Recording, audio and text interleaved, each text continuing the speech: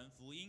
各位弟兄姐妹平安，让我们从座位上一起立，我们一起来敬拜我们的神。今天是复活节，他我们舍命，他是我们的主，我们要来赞美他，哈利路亚！我们一起来赞美他。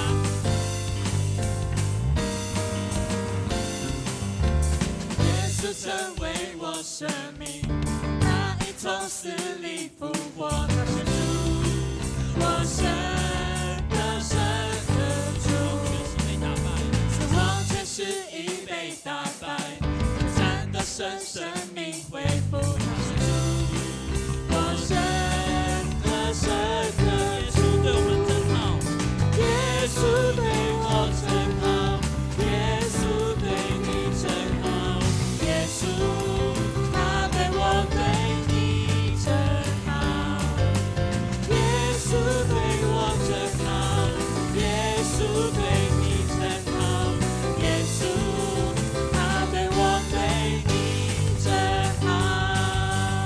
哈利路亚！我们在唱这首，我们要用更大声音来赞美他，因为耶稣为我们从死里复活，好吗？好，我们一起来敬拜他，赞美他。他活在我的心里，运行在我生命中，他是主，我神的神的主。耶稣充满在我心，因他无比的大爱，他是主，我神的神的主。耶稣对我们真好，耶稣对我真好，耶稣对你真好，耶稣他对我对你真好，耶稣对我真好，耶稣对你真好，耶稣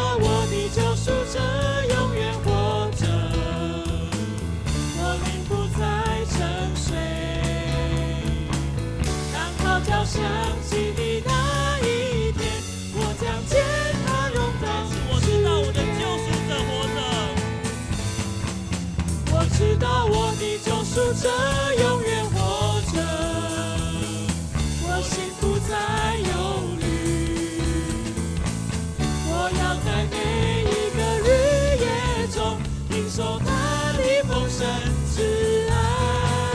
我知道我的救赎者永远活着，我灵不再沉睡。当号角响起的那一天，我将见他荣光我知道我的救赎者永远活着，我心不再忧虑。我要在每一个日夜中领受他的丰盛慈爱。我知道我的救赎者永远活着，我灵不再沉睡。当号角响起的那一天，我将见他荣光直面。当号角响起的那一天，我将见他荣光直面。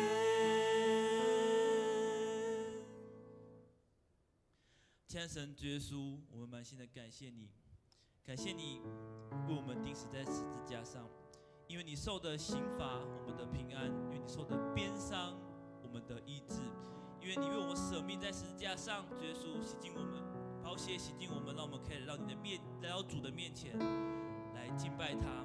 主耶稣，你明是那君尊的君王，你却用这么样的方式来拯救我们，我们要来感谢你，我们来赞美你，我们将满心的感谢祷告奉靠圣名祈求，阿们。圣洁耶稣，你宝座在这里，哈利路亚，你荣耀在这里。圣洁耶稣，你宝座在这里，哈利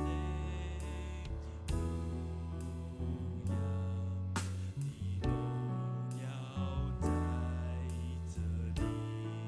君王就在这里，我们焕然献祭，拥戴你为王，荣耀都归于你。君王就在这里，大能彰显这地，何撒那归于至高神主耶稣。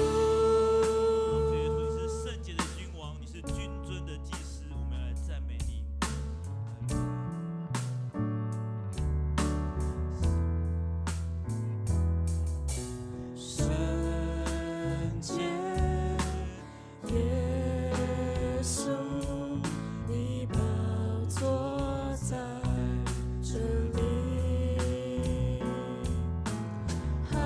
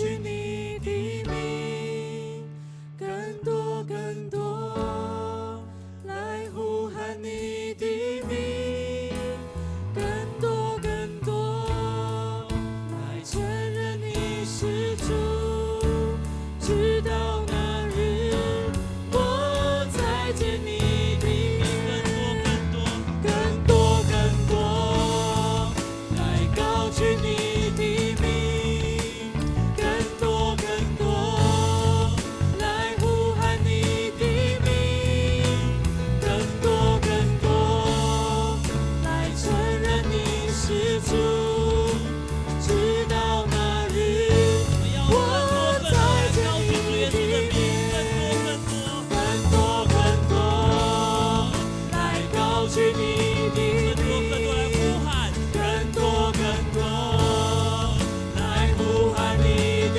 名，更多更多来承认你是主，直到那日我再见你的面，君王就在这里，我们欢然献祭，拥戴你。举起我们的手来敬拜我们的主耶稣，将你的手向着耶稣来举起来，从你的心里来敬拜他，来赞美耶稣。是的，耶稣，我们赞美你。和撒那归于至高神主耶稣，和撒那，和撒那归于至高神主耶稣。最后一次对主耶稣说和撒那，和撒那归于至高神主耶稣。给我们耶稣一个最热烈的掌声，拍手欢迎主耶稣，哈利路亚，哈利路亚，哈利路亚！拍手来把一切荣耀归给耶稣，哈利路亚，哈利路亚！谢谢耶稣，赞美耶稣。弟兄姐妹，请坐。我们要一起来读一段圣经，记载在新约马可福音，也是我们这从3月份开始读的最后一章。马可福音第3章，我们要对不起，第16章，我们要从14节读到18节。我来读蓝色，请大家一起来读红色。后来，当11位使徒在一起吃饭的时候，耶稣向他们显现，责备他们硬着心不信，因为他们不肯相信那些在他复活后见过他的人。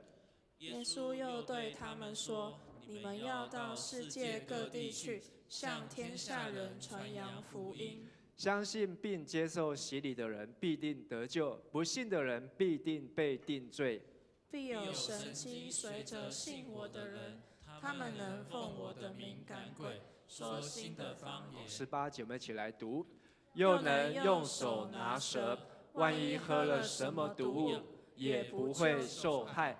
他们把手按在病人身上，病人就能痊愈。我们再次来祷告，主耶稣，我们赞美你。今天是复活节的欢庆主日，我们为着耶稣基督在2000年前为世人的罪钉在十字架上，并且第3天从死里复活，这样的信息从2000年前从耶路撒冷传到犹大、撒玛利亚，直到地极，到全世界。今天我们能够听见耶稣复活的大好信息，但是我们的心中有的相信，有的却还没有相信。求圣灵今天晚上在我们当中运行，帮助我们还不能相信的人，还不能够明白的人，能够明白，并且相信耶稣已经复活。我们这样祷告祈求，奉主耶稣的名，阿们。今天要跟大家分享看见耶稣复活的人。在过去1个月，已经1个月啊，这个事是去年12月的新闻，凯案，一个无辜生命死了。而我们看见台湾的司法、台湾的公部门，大家都要用最大的努力去找出真相。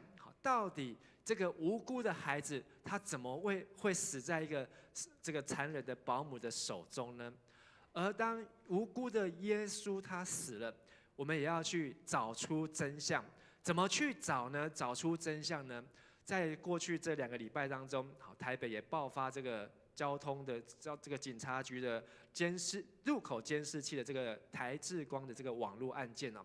而这个案件呢，能够找出真相的方法呢，就是从这一封一封、一张一张的公文当中去找出，当初到底是谁要决定好要来设这些的设备，而且多少的钱、多少的速度，好，然后呢有多少的数量等等。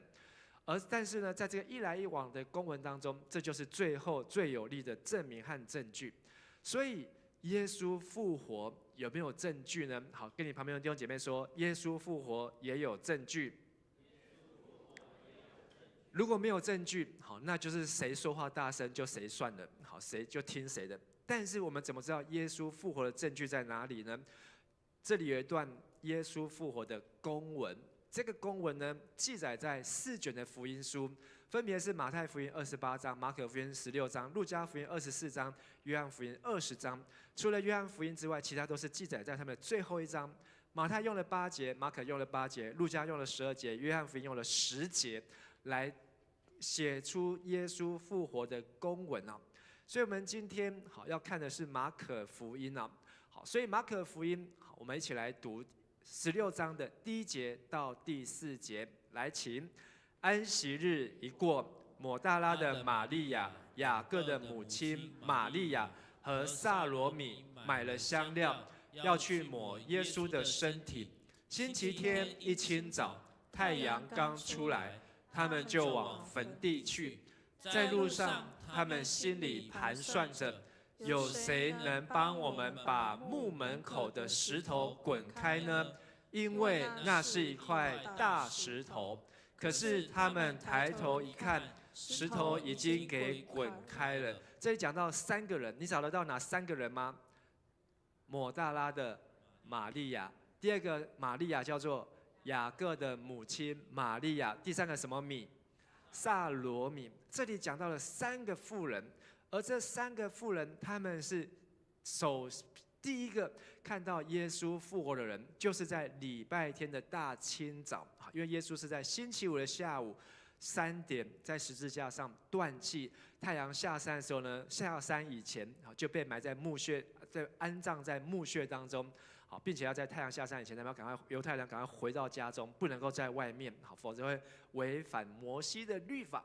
礼拜6整天是安息日，好，到礼拜6太阳下山的时候又不能出门，所以礼拜天一大清早，这3个姐妹她们就来到现场，所以她们就是耶稣复活的见证人。可是呢，这里有个争议，刚才说我们有4份的公文，马太、马可、路加、约翰，而这马太福音呢，记载耶稣复活的见证人呢有2位，分别是抹大拉的玛利亚，还有雅各、约瑟的母亲玛利亚。马可刚才我们读的有3位，加上了1位谁？撒罗米。路加福音记载了至少有4位，好，我们来对照一下哦。同样有出现的抹大拉的玛利亚、雅各的母亲玛利亚，第3个叫约雅拿，还有跟他们在一起的妇女，好，所以至少有4位。那你要不要猜猜看？2、3、4，约翰福音会有几位呢？5位，好，我听到5位。约翰福音记载的只有1位，是谁呢？抹大拉的玛利亚。这个第一个看见耶稣复活的人，全部的福音书提到哪一个人？大声一点！抹大拉的玛利亚，她是谁？为什么4卷福音书有的说2位、3位、4位以上，但是也有1卷福音书只说1位？就只有这个人看见耶稣的复活呢？抹大拉玛利亚只有从这个地方可以看到他的故事。路加福音的第8章1到3节，好，所以邀请大家一起来读。过了不久，耶稣周游各城各乡传道，传讲上帝国的福音。和他同去的有12个使徒，还有曾被邪灵所附、被疾病所缠，而且已经治好的几个妇女，其中有称为抹大拉的玛利亚，曾有7个鬼从她身上出来；又有希律的管家苦撒的妻子约雅拿和苏撒拿及好些别的妇女，他们都是用自己的财物供给耶稣和使徒。这里介绍抹大拉玛利亚，她是谁？她是一个被鬼附的女人，而且被几只鬼附？7个鬼附，7个鬼附。你认识几种鬼？龙贤认识几种鬼？不认识，都不认识。有没有人认识？你有听过什么鬼？爱吃鬼，还有呢？还有赌鬼、酒鬼、色鬼，然后呢，好穷鬼，好很好。还有呢，吊死鬼，还有呢，好，如果我们对鬼的认识好像有点不足啊，好，不过没有关系，表示你们都没有这个鬼的问题啊。但是有的可能是有这个上瘾啊、烟有抽烟的鬼啊、说谎有说谎言的鬼啊、偷东西有偷窃的鬼啊等等的。但是圣经没有说哪些的鬼，但是有说7个鬼啊。所以这个抹大拉的玛利亚，好，有一个专门为她打的一部电影啊。好，这个抹大拉玛利亚，她呢从圣经当中让我们认识到。这个玛利亚，圣经至少有6个玛利亚。好，如果你去找的话，6个玛利亚加上耶稣的妈妈，这个抹大拉就是其中一个。她是被主耶稣所释放，赶出7个鬼。刚才路加福音第8章说到，然后赶出鬼之后呢，她就怎么样？服侍跟随耶稣去宣扬上帝国的福音，所以她就加入了耶稣的团队，一起去传福音。然后你又接着看到马太、马可、路加、约翰记载，这个人跟耶稣一路跟到耶稣光荣进耶路撒冷，甚至被钉十字架，甚至当彼得在被耶稣被抓的时候3次不认他，可是抹大拉的玛利亚是亲眼看见耶稣断气，最后一个离开十字架的其中的一个人之一啊。然后耶稣死了断气之后，被带到坟墓安葬，也有一些妇人，也有一个财主，也有这个尼哥底母，他们来帮耶稣来安葬。但是你又看到，在圣经当中，最后一个离开耶稣坟墓的，也有这个抹大拉的玛利亚。但是呢，他的故事没有到这边结束。刚才我们读到了7日第1日，就是星期天的早上，第一个来到耶稣坟墓前的，就是抹大拉的玛利亚。有的说2个，有的说3个，有的说4个，但是一定都看到这个人名字。然后呢，后面我们还没有读到的，但是你去读每卷福音书，第一个亲眼看见耶稣复活人，不是彼得，不是约翰，就是这个抹大拉的玛利亚，第一个看见耶稣复活人。然后还有最后一个，全世界第一个出去见证宣扬耶稣复活的人，也是这个抹大拉的玛利亚。这个玛利亚，我们对她的认识只知道说，她全身都是鬼，一堆的鬼多到我们可能点不出来、算不出来。可是这个妇人，这个抹大拉的玛利亚，她居然在短短的几天当中、几周当中，做了这么多的事情，而且到今天。因为4卷福音书都认识他，把他所做的事情让我们刮目相看。所以耶稣复活的见证人，在马可福音当中有3类，应该说4类的见证人。第一个就是这个抹大拉的玛利亚。当星期天早晨耶稣复活，首先，这里出现第一个字首先，所以耶稣复活之后，他有特定的对象，首先向抹大拉的玛利亚显现。马可也记载路加同样的事情，耶稣曾从他身上赶出7个鬼来。然后这个玛利亚第10节跟11节我们一起来读，他去告诉那些跟从耶稣的人，他们正在悲伤哭泣，他们听见耶稣复活和玛利亚已经看见了他的这些报告，却不相信。这些跟从耶稣的人，包括其他的门徒，包括耶稣的11个使徒，少了一个犹大。犹大怎么了？上吊自杀了，剩下11个使徒。抹大拉的玛利亚去跟耶稣的门徒说：“嘿，跟你们讲一个好消息，耶稣复活了。”拉比、夫子、耶稣复活了，我看见了。结果他们反应是什么？卖差啦，好，我搁在困啦，好，他们反应是不可能，我不相信。好，这些曾经跟从耶稣，上个礼拜我们还讲到那个少年人的年轻的财主，他没有办法放下他的金钱跟从耶稣，但是彼得、约翰他们都跟随耶稣，耶稣要他们背着十字架。这一票跟着耶稣的人，甚至也听见耶稣自己预言他第3天复活，可是他们却不相信。所以告诉你旁边人说，不相信耶稣复活是很正常的，不相信耶稣复活是很正常。为什么？因为这些连看过耶稣、见过耶稣、跟耶稣一起吃、一起喝、一起经过大风大浪，曾经还借着耶稣用5个饼2条鱼喂饱5000人，在海面上行走，他们是比我们还亲眼看见耶稣。不相信耶稣复活，他们都不相信耶稣复活。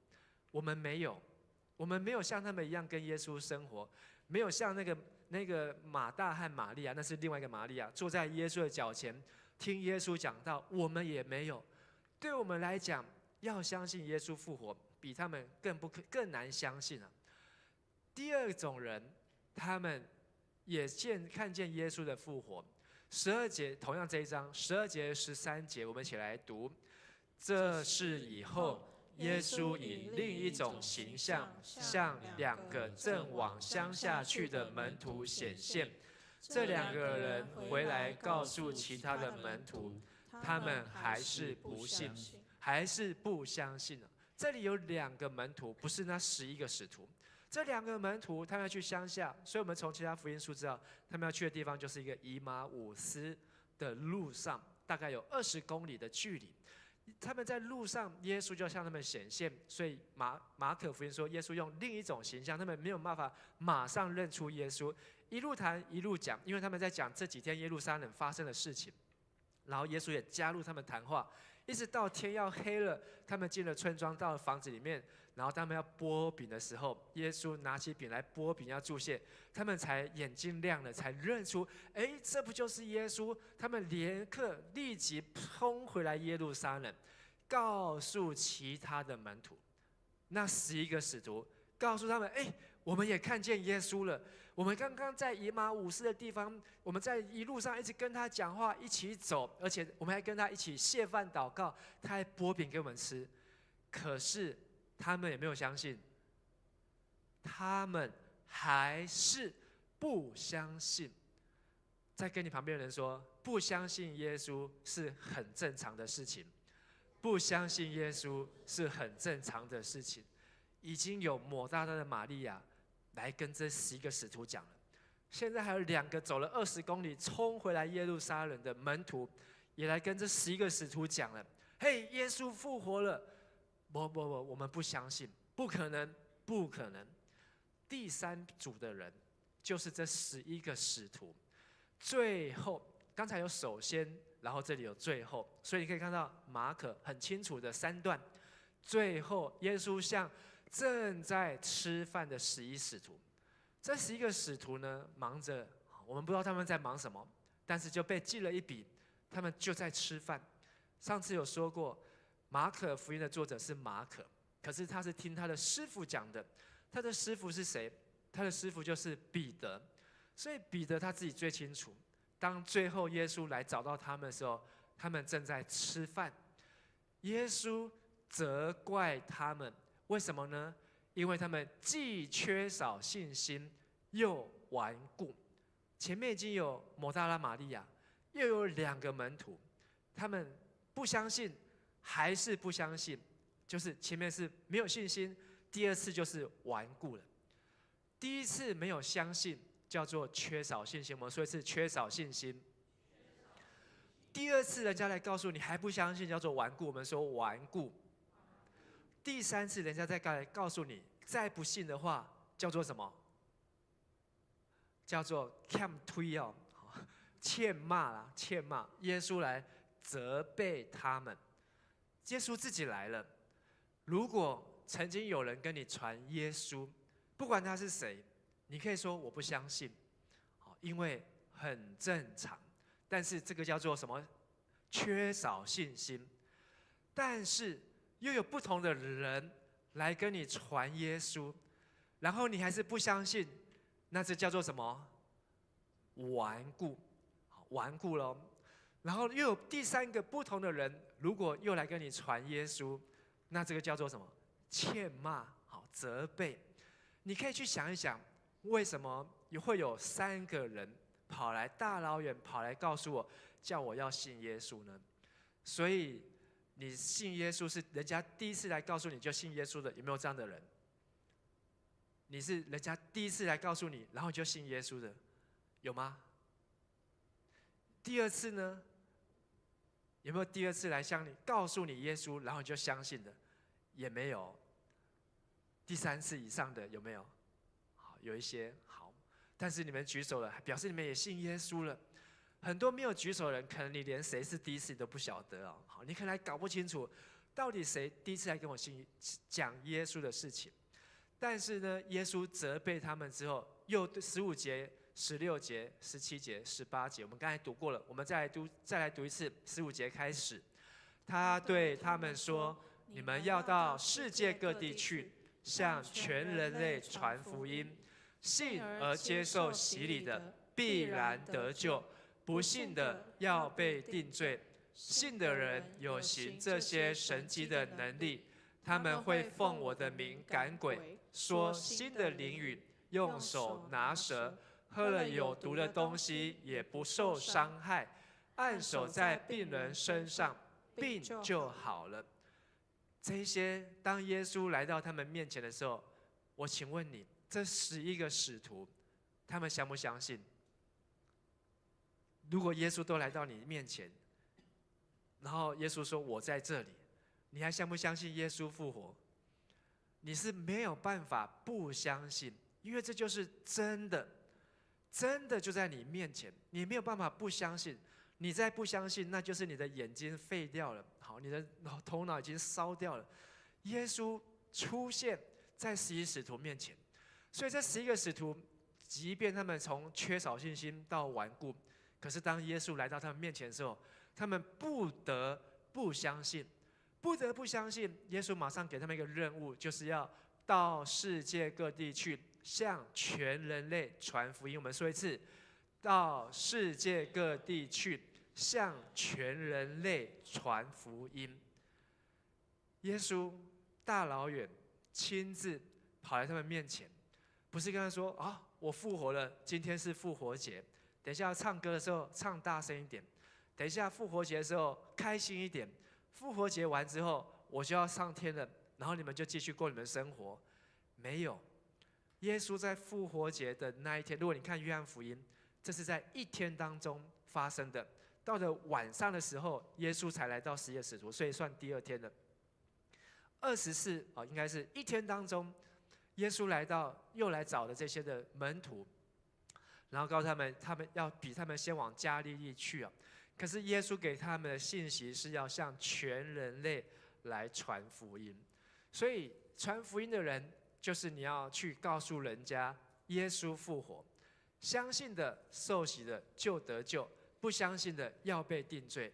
相信的人有神迹能够赶鬼，像那个抹大拉的玛利亚，不管她有7只鬼，什么鬼可以赶出这些的鬼，然后说新的灵语就是方言，用手拿蛇，喝有毒的东西也不怕受伤，按手在病人身上，病就好了。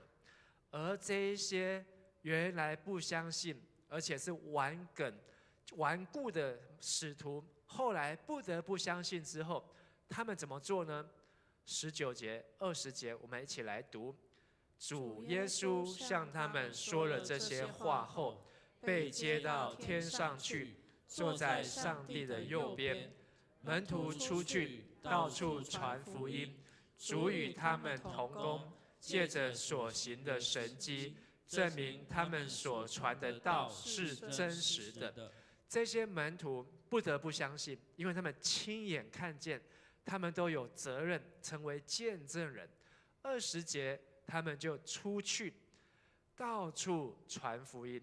主就跟他们同工，借着他们所行的神迹来证明他们所传的道不是捏造的，不是谎言，而是真实的。今天这个马可福音最后结束在16章，最后结束在20节，最后结束在这一句话，证明他们所传的道是真实的。我们今天看到有3组人，第一组人抹大拉玛利亚，耶稣第一个首先向他显现，他不得不信，马上告诉使徒，使徒不相信。然后第二组是2个去乡下的门徒，跑回来告诉使徒，使徒还是不相信。第3组人是正在吃饭的11使徒，耶稣来了，他们不相信。最后耶稣来了，责备他们，告诉他们，信而受洗的必得救，不信的要被定罪。亲爱的弟兄姐妹，复活节不是只有庆祝耶稣复活，而是要更重要的是相信耶稣复活。那我要问大家，相信耶稣复活之后要做什么？你想一想，再来回答。相信耶稣复活之后，我们要做什么？就是这些门徒所做的。最后20节，我们再念一次：门徒出去，到处传福音，主与他们同工，借着所行的神迹，证明他们所传的道是真实的。这些耶稣向他们复活之后向他们显现的使徒门徒，如果他们看见耶稣复活了，可是他们又说：哦，不行，我要回去老家，我要接我爸的事业，我家里面需要有人照顾。哦，不行，我要准备考大学，考研究所。哦，不行，我要准备结婚，我要准备嫁人。哦，不行，我要准备出国。这些耶稣复活的福音，我没有时间，我没有办法去分享，我要继续过我的生活。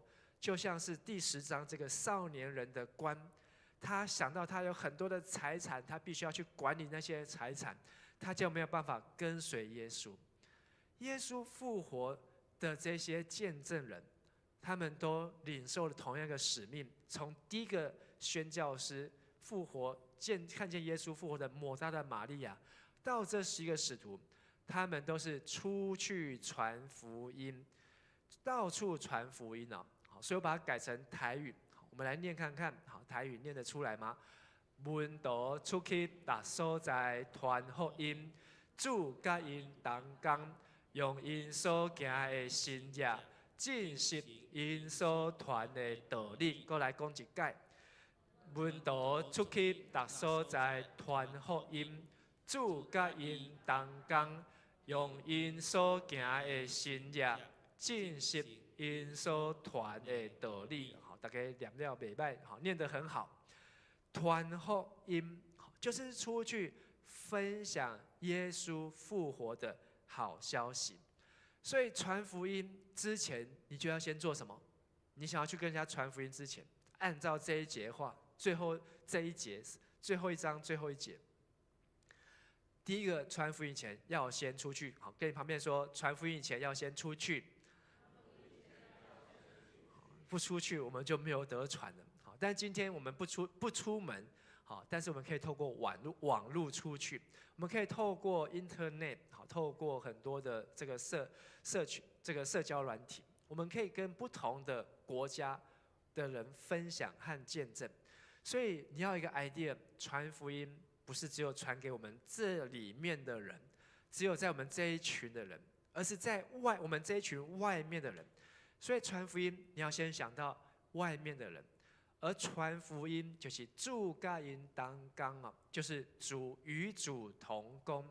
好，所以我们说一次，传福音时要与主同工，请传福音时要与主同工。有的人在传福音，他忘记祷告。什么叫与主同工？就是要祷告，邀请神，请神告诉我、感动我，我应该跟他分享什么。我应该关心他什么？他有什么样的困难是我可以帮忙，或是可以站在他的身边的，与主同工，而不是只有照我自己的想法，照我自己的心情，照我自己的高兴不高兴，好，想传就传，不想传就不传。旧约有一个先知叫做被大鱼吞吃掉，那个先知叫约什么？约拿。上帝要他去尼尼微传福音、传审判的信息。但是约拿他知道上帝的个性，上帝嘴巴说要审判，但是他最后一定会救他们，所以约拿就很讨厌这些尼尼微的人，因为他们都专门来欺负这些以色列人、犹大人，所以他就故意往反方向跑，就被大鱼吞吃掉。后来他从阴间海底被大鱼吐出来之后，从死里复活之后，他就出去传福音。可是他的传福音呢，是那种不甘不愿。那个城呢是要走一整天，要走一整天才走得完。他就出去走一圈，然后就说再过40天，上帝要审判。然后走完之后他就回来，他就心不甘情不愿。可是居然全城尼尼微城的人都悔改啊！所以传福音的时候要与主同工，不是看我们的心情。更重要的，传福音之后，按照20节，你觉得传福音之后要做什么？我们去跟他说：“耶稣爱你，耶稣已经在2000年前复活了。这2000年来，耶稣一直在影响着世界上许许多多的人。耶稣一直在世界上建立许许多多的教会。但是，当你把这个福音，上帝爱你，耶稣赦免我们的罪，好消息分享给他之后，传福音之后要做什么呢？传福音之后，就是要证明所传的道是真的。好，来大家说一次：传福音后要证明所传的道是真的。我是在2005年来到迦南教会做青年牧师。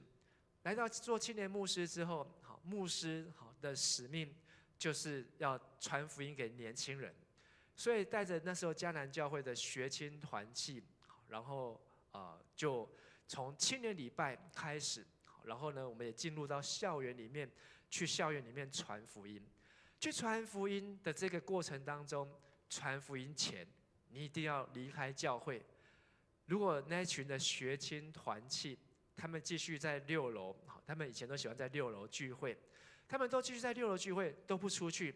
这个福音，现在2005到现在2024，19年后，那一票的学青团契，加了19岁，他们还会继续在6楼吗？还蛮有可能的哦，还没有可能在6楼。然后呢，每个礼拜6，他们就在那边学青小的团契分享哦。他们如果都不出去的话，就大家的身材就开始变样了哦，然后结婚了哦，然后大家还是这一群人。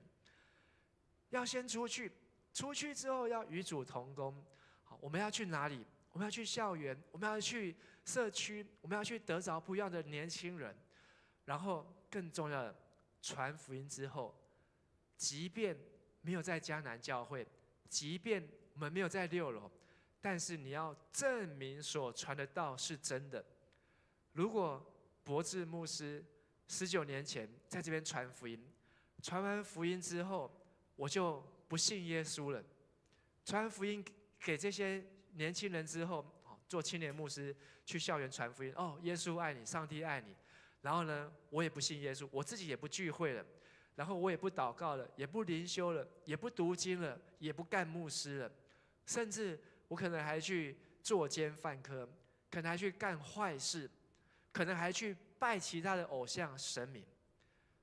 如果你是被我传福音的人，你会有什么样的心情？好，结语，那时候是读高中的时候，如果你那时候高中认识的牧师传福音带领你的牧师，结果后来连这个牧师自己都不信上帝了，你会有什么样的心情？你也会离开哦。你不是想说我要回去传福音给这个牧师？好，很多人真的都会这样想。我可能会跌倒，连传福音牧养我们的牧师，他都不能够证明所传的道是真的，我怎么能够相信呢？所以，亲爱的弟兄和姐妹，我们要传福音给人，不是只有几秒钟的事情。你要传福音给你的邻居，不是只有为他祷告几个星期的事情。你真要传福音给你的爸爸妈妈、阿公阿嬷，你要证明你所传的道是真的。上个礼拜，这个伟华老师有带他的妈妈来到周六礼拜，我觉得很不简单，因为以前他的妈妈好像是吃素的，还是爸爸？妈妈吃素的，所以他已经有他的信仰，可是他居然愿意跟着女儿、跟着孙女来到教会，愿意来坐在这边听牧师讲他听不懂的道，听不懂的圣经，因为他完全没有接触过。但是因为有人在证明所传的道是真的，他会发现为什么世界在改变，但是你对上帝的信心却没有改变？为什么环境在改变，你对你的神、对你的耶稣的信心却没有改变呢？抹大拉的玛利亚，她是第一个看见耶稣复活的人，而很多人都有机会在第一时间就听到从抹大拉玛利亚口中传出来说，耶稣他复活了。他是全世界第一个讲出这句话的人。全世界很多的人有机会听到，可是呢，听到人有的会相信，但是有的会怀疑。怀疑是相信还是不相信？怀疑就是不相信。所以相信的人，听见就相信，是不容易的。你那个传给人家，他听了他就相信，这是很不容易的。所以听见耶稣的复活，相信耶稣复活。可是刚才马可福音告诉我们，耶稣他升天，所以你相信的不是只有他升天，而是相信耶稣要再来。所以什么是相信耶稣？不是只有相信他诞生在马槽，不是只有相信耶稣他用5块饼2条鱼喂饱5000人，而是你相信耶稣复活升天，在圣父的右边，将来要从那里再来降临审判活人和死人。好，所以你还在，好，没关系，好，我这边也有。相信耶稣，好，代表要相信耶稣的再来。好，跟你旁边的姐妹说，相信耶稣代表相信耶稣的再来。相信耶稣代表相信耶稣的再来。现在要你讲相信耶稣在马槽，简不简单？很简单。要你相信耶稣死在十字架上，简不简单？很简单。好，圣经念一遍就相信了。要你相信耶稣复活，简不简单？也不会太难。如果你真的好好陪他读完圣经，最简单的方式叫他去证明圣经所说的是假的。好，如果你一个人不相信耶稣复活，你带他读圣经，陪他读圣经，然后挑战他。如果你不相信，你去证明这个圣经写的是假的，那你就赢了。好，很多的人真的就是要去推翻圣经，最后推翻不了，他就只能够相信。但是相信耶稣，更重要是相信耶稣的再来。而相信的人就要去传福音，传上帝国的福音。最后，当你福音传给人家，还要去见证复活的神迹，证实所传的道理是真实的，证实我们所信的上帝是真实的。今天是复活节。从礼拜6太阳下山就已经算是星期天了。今天是复活节，复活节我们都听见耶稣的复活。复活节，因为我们刚才把圣经马可福音读过一次，而读完之后，今天是一个你做决定的机会。过去你没有好好相信耶稣的复活，今天你已经可能不是第一次听到，第一次听到不相信，是缺少信心。第2次听到不相信，就是顽固了。第3次再听到不相信，就是当耶稣出现的时候，他准备就是要责备，就是要骂人。当你相信了，你的下一个动作就是要把你所信的跟人家分享出去。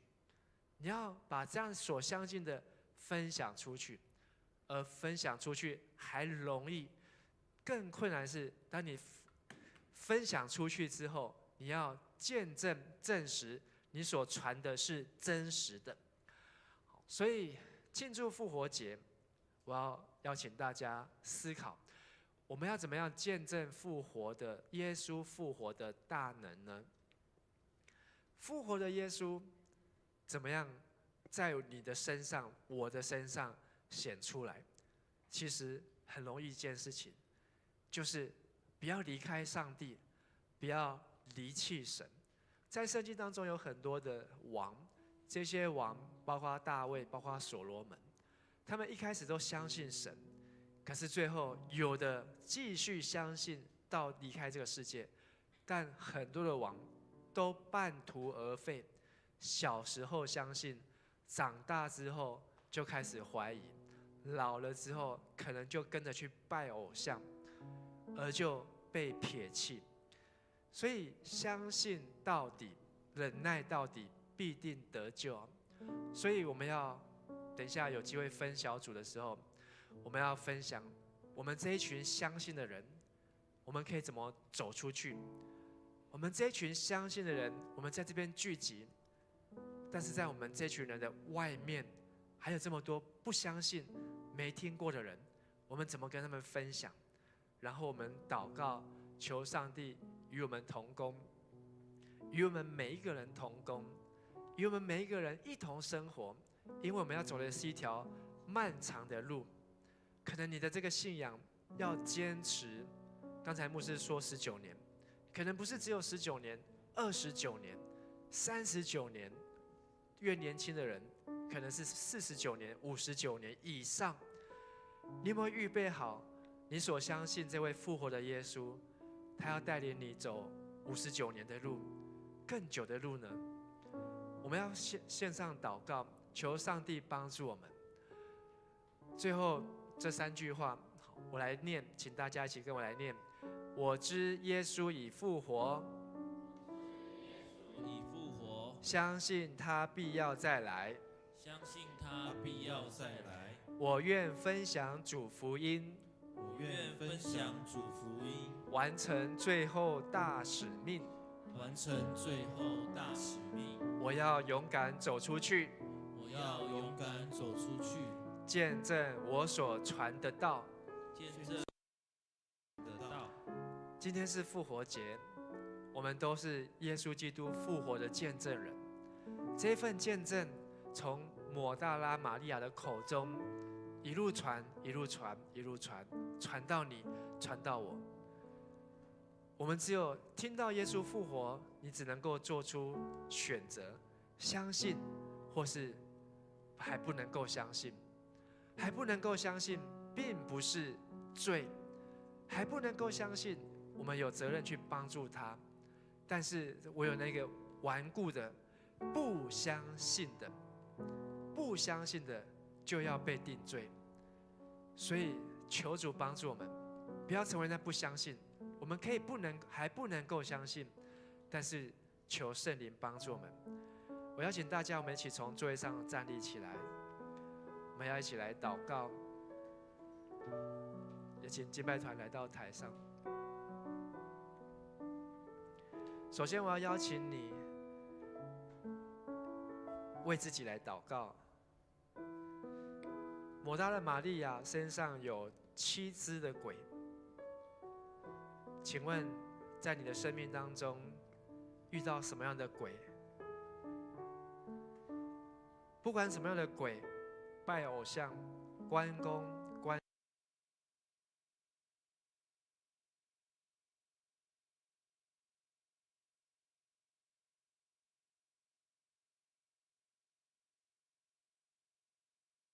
是被谎言捆绑，是被暴力捆绑，耶稣都可以来释放你。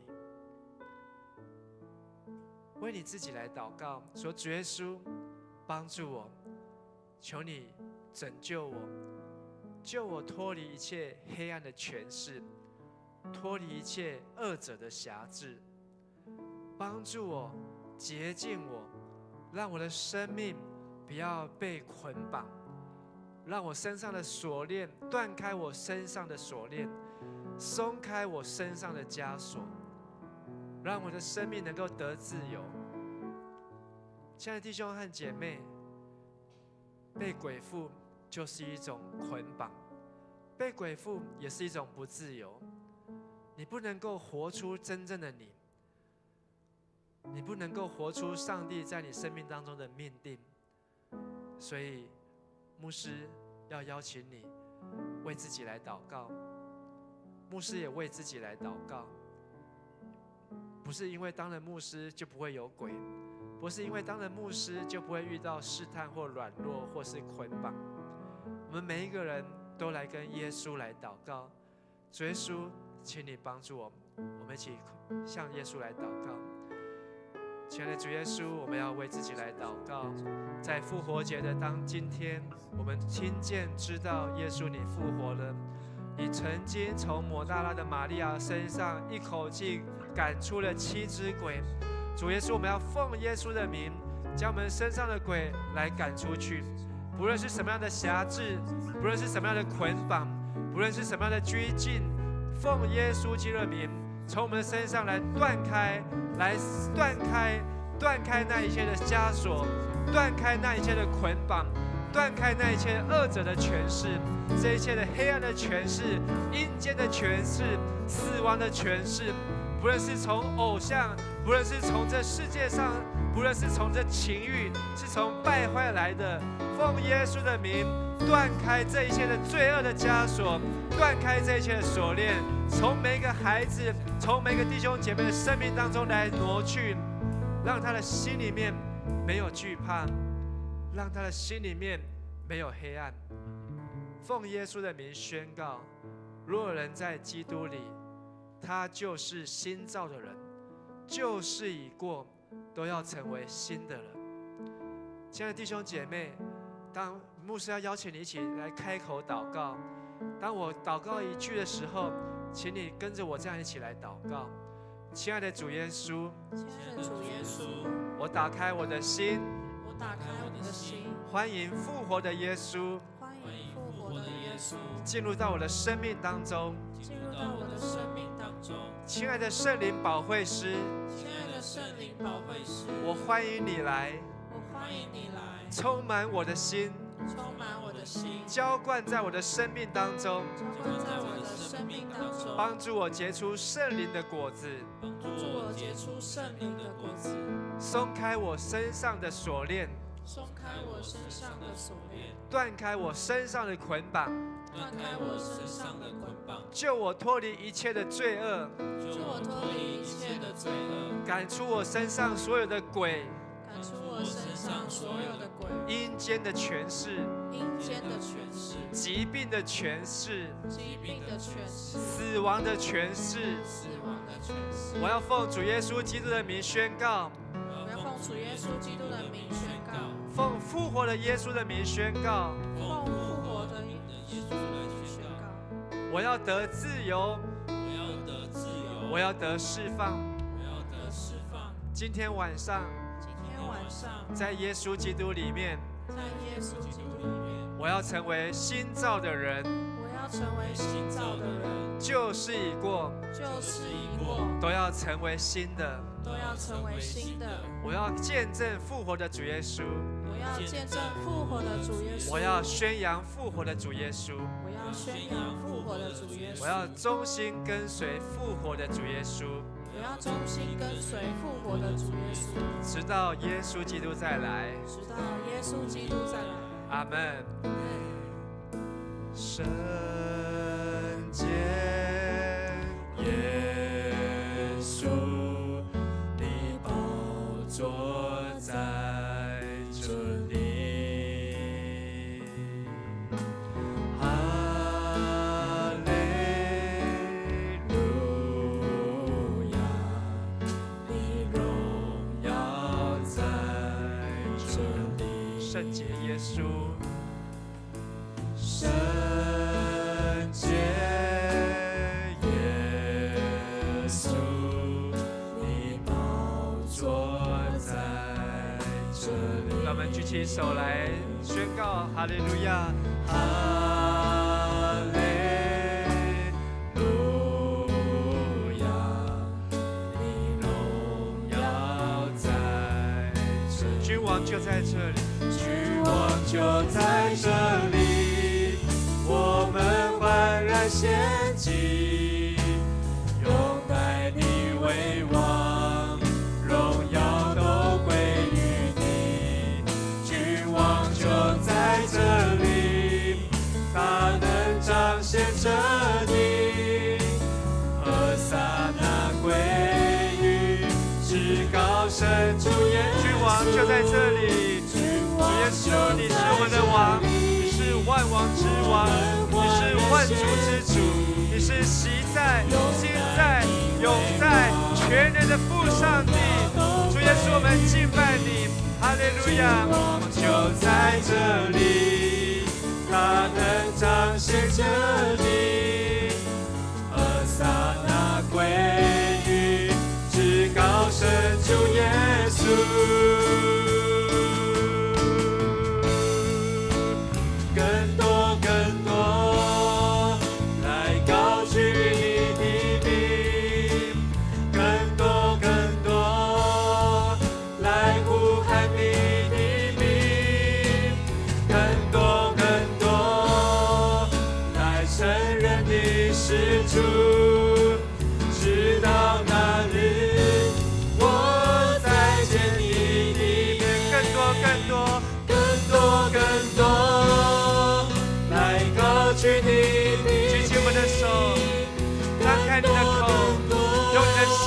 来呼喊耶稣，主耶稣，是的，主耶稣，我们欢迎你，来承认你是主，直到那日，我再见你里面，更多，来获取你的名，更多，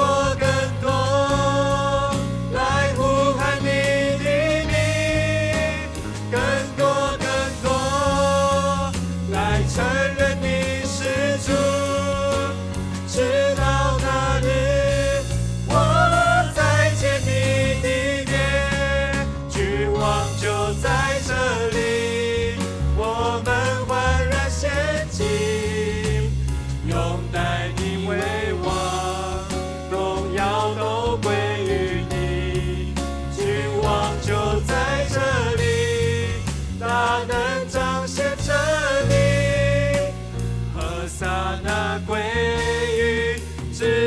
神主耶稣，何撒那归于至高神主耶稣，何撒那归于至高神主耶稣。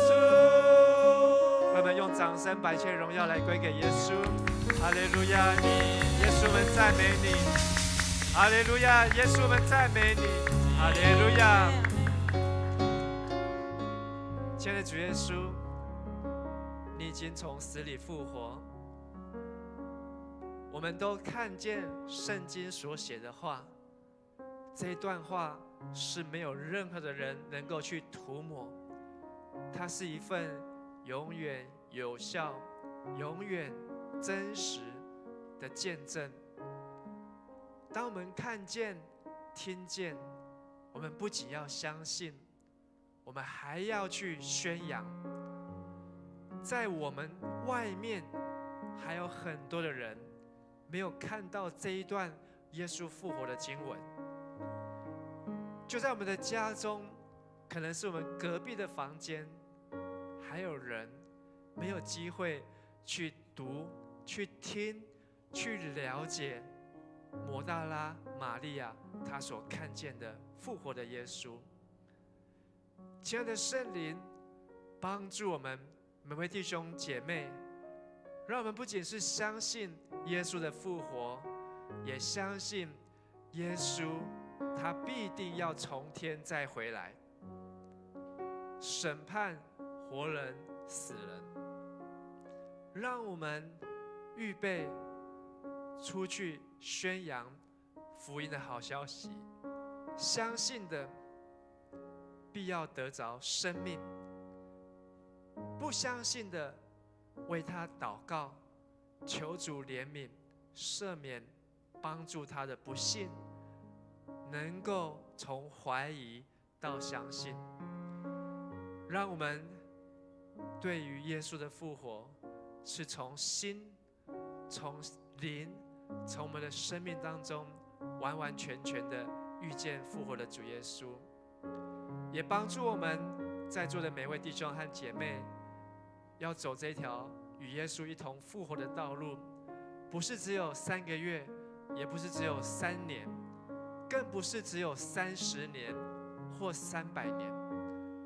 我们要像亚伯拉罕一样，从相信神的那一刻，到离开世界，到永永远远，我们都要永远的相信神，相信复活的耶稣。求你帮助我们走这条与主一同复活的道路，从那个滚开大石头的坟墓的洞穴，我们就在那个现场看见了，我们就相信耶稣已经胜过阴间的权势，耶稣已经胜过黑暗的权势，耶稣已经帮助我从我的身上赶出1只鬼、5只鬼，更多的鬼，耶稣都可以帮我洁净、释放，让我的生命得自由。谢谢主耶稣，谢谢你赐给我们复活的生命，谢谢你赐给我们在复活节当中对耶稣基督复活的盼望，也在复活节当中赐给我们新的命令，要彼此相爱，要传福音，要完成大使命。求圣灵帮助我们，我们这样子祷告祈求，奉靠主耶稣基督的圣名，阿们。在你要坐下以前，7个人不可以哦，要找7个人哦，没有7个人不能坐下哦。跟他说：复活的耶稣每天与你同在，复活的耶稣每天与你同在，复活的耶稣每天与你同在，复活的耶稣每天与你同在，复活的耶稣每天与你同在。7个人，复活的耶稣每天与你同在，复活的耶稣每天与你同在，复活的耶稣每天与你同在，复活的耶稣每天与你同在。好，找到了吗？奉献是基督徒感恩的表现，是一种感动，出于甘心乐意，也是一种行动，为主的圣工所用。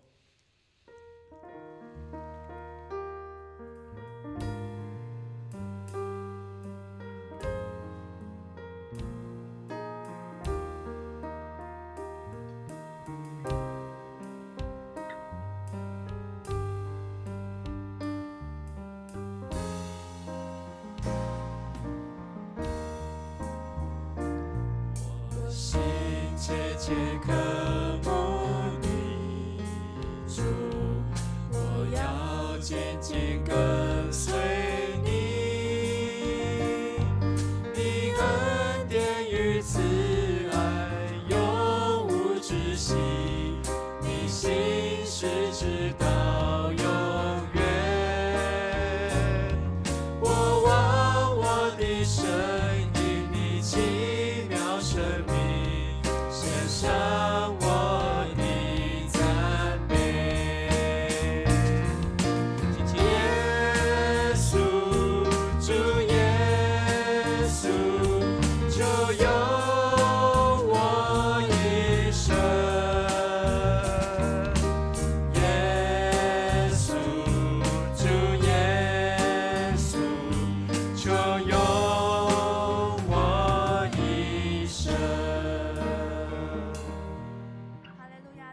主啊，我们感谢你如此的爱我们。主耶稣，主啊，就让我们在这个纪念你复活的这一天，也让我们更多的愿意摆上自己，来传扬你的福音，成为你的见证。这样感谢祷告是奉靠主耶稣的名，阿门。阿门。好，我们一起再来赞美我们的神耶稣，我生命，我们来赞美他，因为他已从死里复活，阿门吗？阿门。再次来赞美他。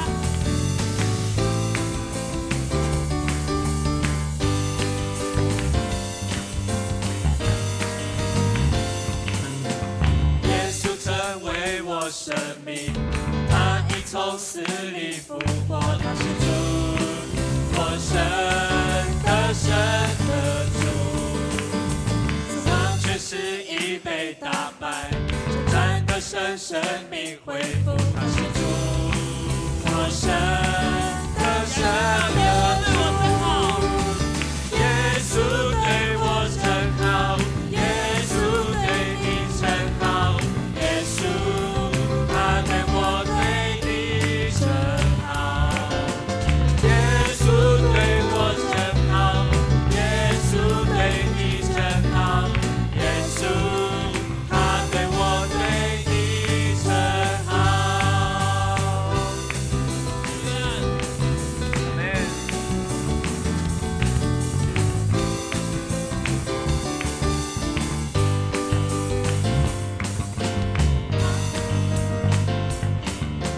他活在我的心里，运行在我生命中。他是主，我神的神的主。耶稣充满在我心，因他无比的大爱。他是主，我神的神的主。耶稣对我真好，耶稣对你真好，耶稣他对我对你真好，耶稣对我真好，耶稣对你真好，耶稣他对我对你真好，耶稣对我真好，耶稣对你真好，耶稣他对我对你真好，耶稣对我真好，耶稣对你真好，耶稣他对我对你真好，他对我真好，他对你真好，他对我对你真好，他对我真好，他对你真好，他对我对你真好。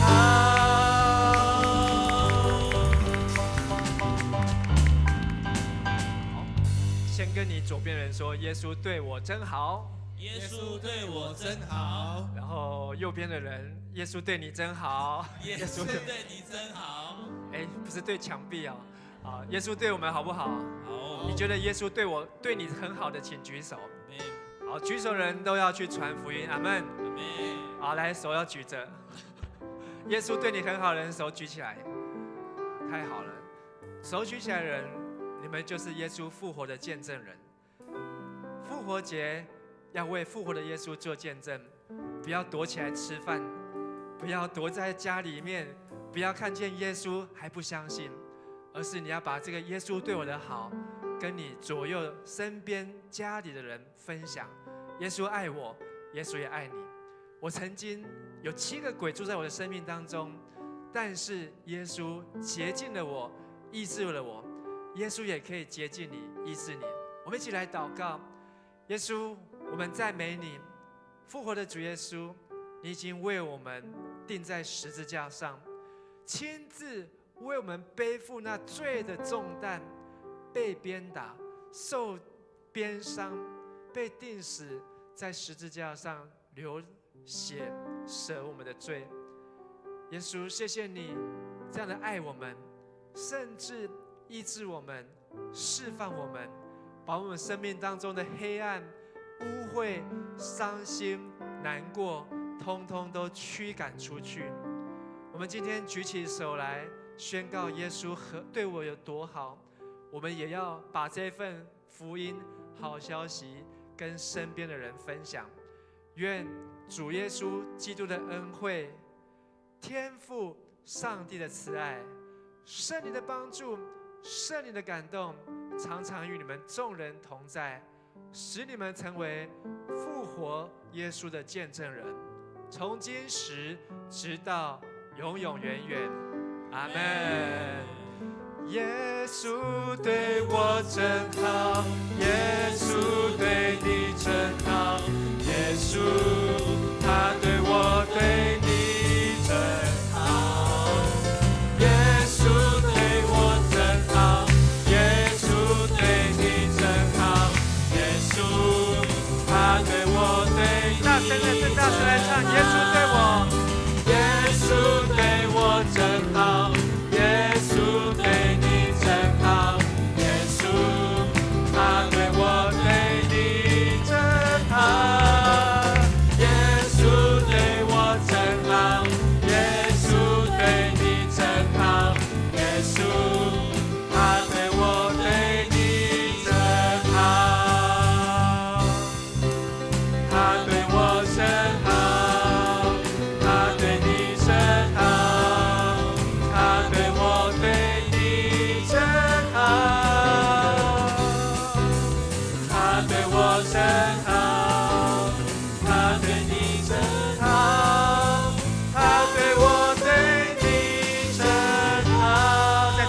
把一切荣耀归给耶稣。哈利路亚，哈利路亚，哈利路亚，赞美耶稣。在你再次坐下来之前，再去找一个你今天没有握手的人，跟他说：耶稣对我对你都真好。不可以找重复的人哦，不能找重复的人。耶稣对我对你都真好，耶稣对我对你都真好。阿门。好，接下来是报告的时间。那今天有新朋友吗？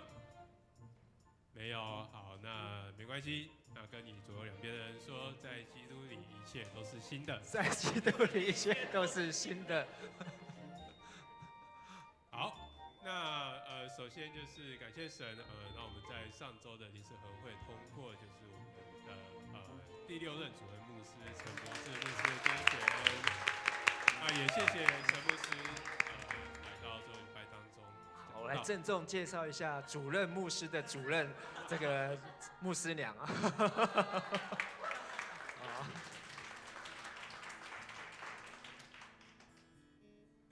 好，那我们现在每周四的晚上7点半到8点半，那在49号的701教室都有子状的圣经小组。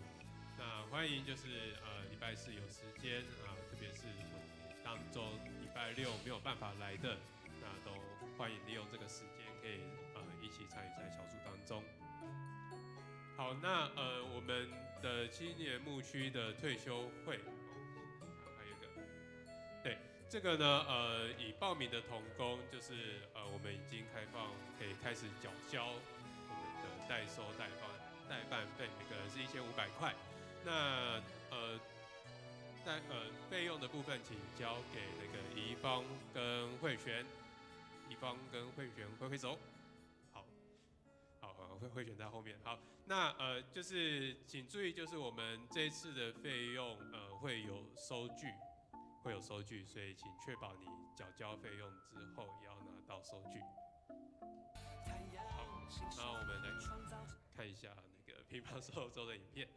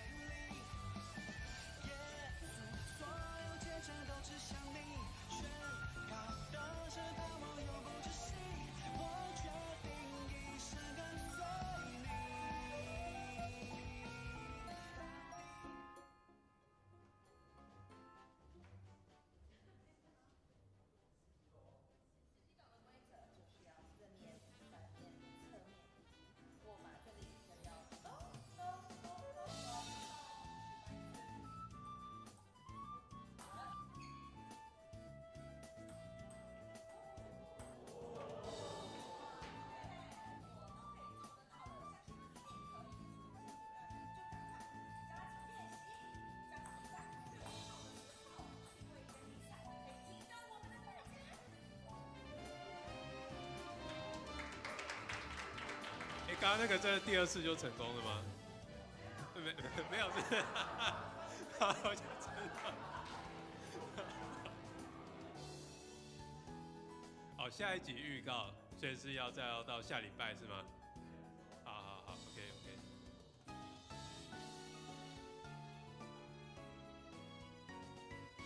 好，那接下来有2点的注意事项，就是说在49号的5楼跟6楼从4月1号开始到6月16号，会开始有装修的美化工程。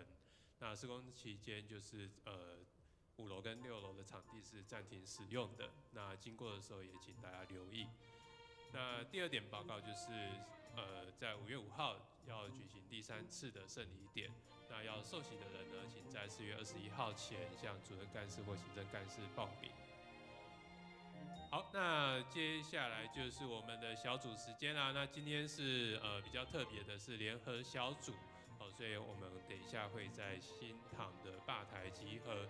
那另外呢，就是也因为复活节的关系，所以呢教会有有为我们准备复活节的彩蛋，所以等一下呢可以去门口，木轩在门口吗？好，在门口 ，OK， 记得去领彩蛋，好，1人1颗。好，那我们就去拿彩蛋跟小组啦。